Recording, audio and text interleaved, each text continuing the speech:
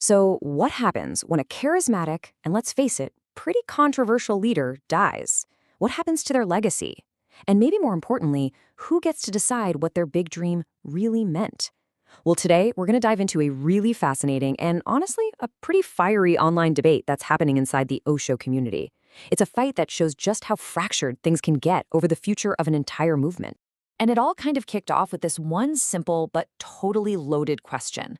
A follower named Shantam Prem asks Amrito, who was Osho's longtime doctor and a key guy in the leadership, about the new direction of their main spiritual community in India. And the key words there are, without any devotion. Let me tell you, this wasn't just some casual question. No, this was a challenge. It basically lit a fuse under decades of tension that was just simmering below the surface. Okay, so how did the leadership respond? Well, they argue they aren't betraying Osho at all. In fact, they say they're just fulfilling his final and maybe his most radical instructions. Let's take a look at the official vision, the story coming from Amrito and Osho's inner circle. Amrito's response was, well, pretty direct. He says this whole meditation resort idea, making it more secular, less focused on devotion, came straight from Osho himself. The whole point, according to Amrito, was to stop followers from clinging to Osho as some kind of savior and to force them, really force them, to find their own spiritual way.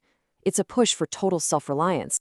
And to back this all up, the leadership points right back to Osho's own words. And this quote, wow, it's pretty powerful.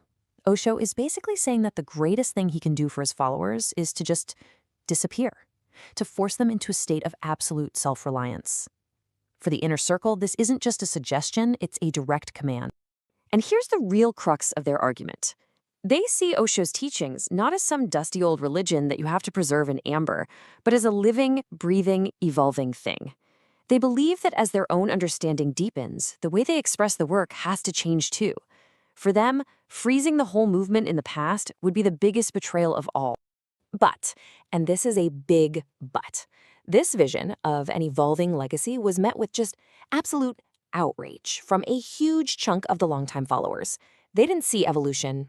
Oh no, they saw a hostile takeover, and their rebellion started to take shape fast.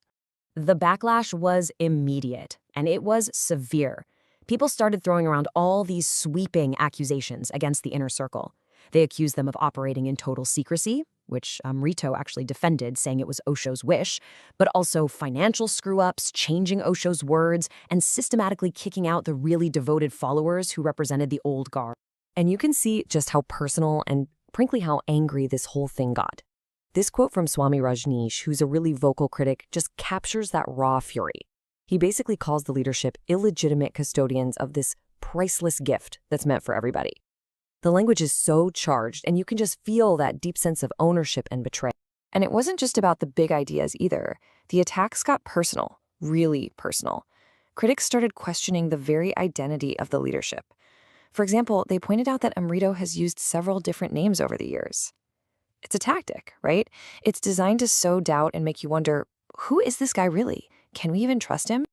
Okay, and some of these allegations are just wild. One of the most explosive claims is that right after Osho died, Amrito tried to get a medium to channel fake messages that he himself had written. Then you've got these sharp questions about millions of dollars that were supposedly lost in the stock market. And this all happens behind a wall of secrecy that, again, the leadership insists was Osho's own command. But if you dig down beneath all the accusations and the personal drama, there's something much deeper going on here. This isn't just a simple power struggle. It's a spiritual civil war, and the community itself often frames it as a battle between the head and the heart. It's a classic conflict, really, that happens when a movement has to figure out what to do next without its founder. So what are we really talking about with head versus heart? Well, think of it like this.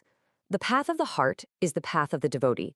This is someone whose whole spiritual practice is based on total trust, on surrender, and on just love for the master. On the other hand, you have the path of the head. This is the intelligent individual who uses awareness and critical thinking to find their own way. And you can see the split so clearly side by side here. The head path lines up with this Zen-like focus on your own individual meditation and asking questions, which perfectly justifies the leadership's argument for change. The heart path, though, is all about devotion and surrender, which demands that the master's original vision be kept exactly as it was. The two ideals are just fundamentally at odds. This quote, this really gets to the core of the heart path. It's not just about following a leader. It's about a love so deep, so all-consuming, that the lines between the master and the disciple just start to blur and dissolve. For these followers, devotion isn't just a step on the path, it is the path. But then you get the big counterargument from the head perspective. They claim that devotion only really works when you have a living master right there to guide you. Without Osho physically present, they argue that path of devotion becomes a dangerous trap, a fantasy. And what's more, they believe it just doesn't work for modern spiritual seekers who are looking for their own individual experience. And all of this, all of it, just boils down to one central nagging question that nobody seems to have an answer for. After the dreamer is gone, who actually owns the dream? So what you're left with is a movement that's basically been split right down the middle. On one side, you have the people who support the leadership. They see a necessary, intelligent evolution of Osho's work for a new century. And on the other side, you have those who see the inner circle as a cunning priesthood that has completely hijacked the movement and betrayed the master's vision. And right in the middle of this whole firestorm, you have Osho's own words.